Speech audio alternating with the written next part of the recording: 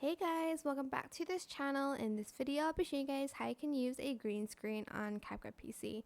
So there are two types of green screen, the one that you kind of overlay on top and the one that you put like a video inside. It's the same thing pretty much, so I'm just going to do this and I'll just add this video underneath. Select the green screen video, go to the remove background section and you're going to select chroma key. Then after that, you're going to select the color picker and you're going to select the green area of the green screen, like so.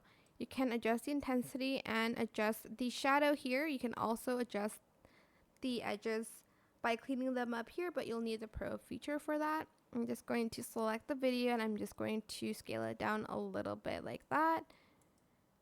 But that is pretty much it, really. I hope it was helpful for you guys. Don't forget to like, comment, share, and also subscribe to this channel if you haven't done that already. If you have any more questions about this video, just leave it in the comment section down below. I will try my best to answer them all for you guys.